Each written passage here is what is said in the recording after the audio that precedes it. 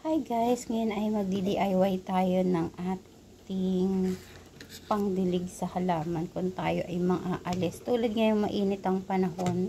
So ang kakailanganin pala natin ay empty bottle na plastic, cotton buds, yan lang. So first, syempre recycle tong ating bote. Ay gagamitin, tatanggalin natin tong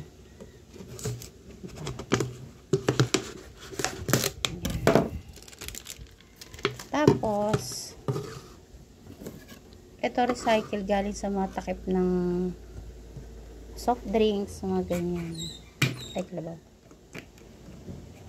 Butasan lang natin yan. Yan. Yung butas nakakasya yung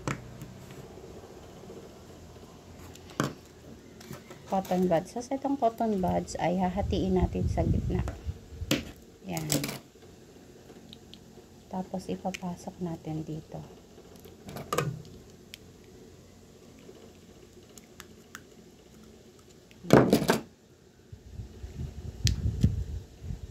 Yan. Kailangan ganyan siya.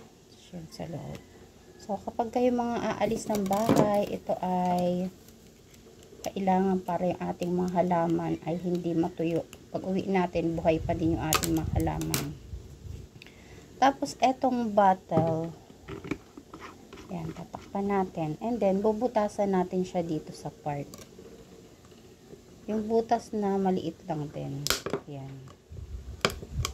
Yan. Yung kakasya lang din yung cotton buds na ating ilalagay. So, wali ganyan siya. Yan. And then, lalagyan natin siya ng tubig.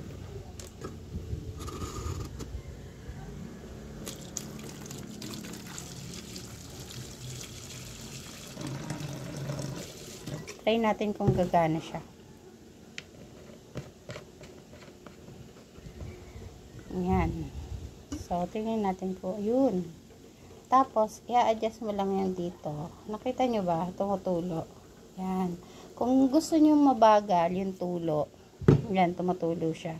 Gusto nyo mabagal yung tulo, iuusog-usog nyo lang to. Kung gusto nyo naman mabilis, yan, di ba malaki yan, oh? Mabilis. Tapos, i-adjust nyo lang yan dito. Hihilain nyo lang to para siya ay humina or bumagal yung kanyang hina. Yan. O, diba? Nagpatak-patak na siya. So, adjust lang yan. Diba? Patak-patak na lang yung kanyang tulo. So, yun lang. Adjust nyo lang yung kanyang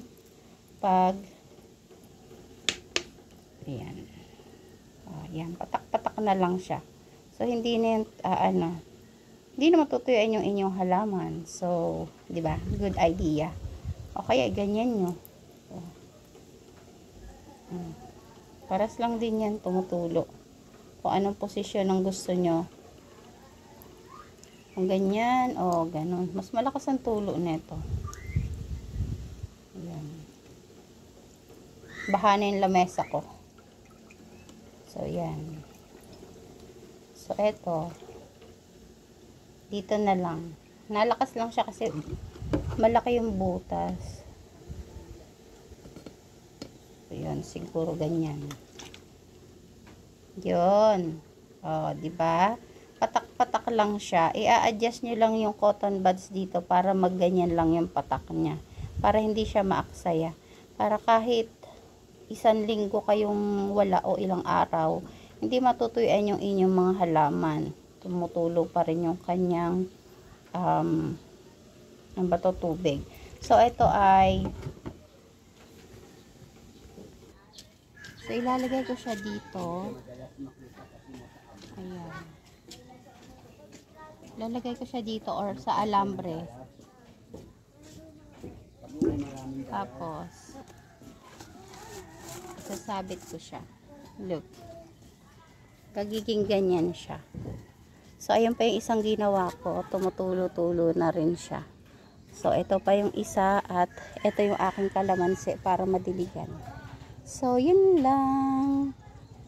Sana inyong nagustuhan.